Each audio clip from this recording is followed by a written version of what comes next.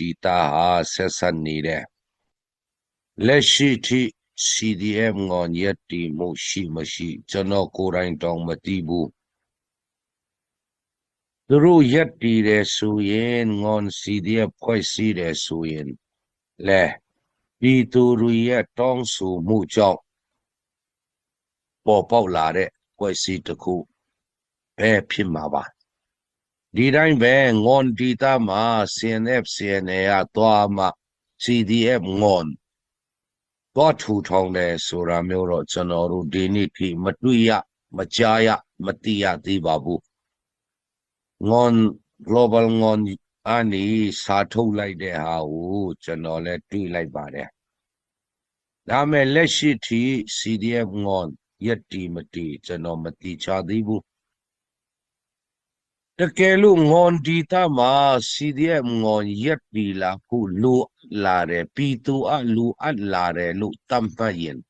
ပေါ်လာမှာပါပဲပါဒါတွေဟာပိတ်ဆို့ဟန်တာလို့မရတဲ့ကိစ္စတွေပါ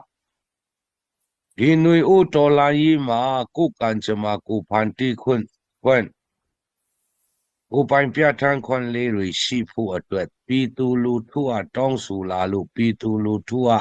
လိုအပ်တယ်ထင်လို့ CDM ငွန်ရက်တီလာတယ်ဆိုရင်ဒါဝန်တာဝန်မြောက်ကျူဆူရမယ့်ကိစ္စပါဟန်တာရမယ့်ကိစ္စမဟုတ်ပါဘူးဒါတွေကိုဟန်တာနေတဲ့ပိတ်ပင်နေတဲ့ဆိုရင်ဒါလူအခွင့်အရေးချိုးဖောက်တာနဲ့အတူတူပဲပါကျွန်တော်တို့ရဲ့အဓိကပန်းနိုင်ဖြစ်တဲ့ Federal Democracy ကိုကံကြမ္မာကိုဖန်တီးခွင့်ကိုပိတ်ပင်တာနဲ့အတူတူပဲဖြစ်သွားမှာပါလက်ရှိထိကျွန်တော်မသိသေးပါဘူးမတွေ့သေးပါဘူး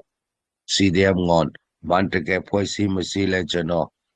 ပြောစရာမရှိအောင်ကျွန်တော်တို့ ਨੇ အဲ့လောက်နှိစက်နေတဲ့နေရာမသိသေးပါဘူးအဲ့လောက်ဆိုရင်တော့သဘောပေါက်မဲ့ထင်ပါတယ်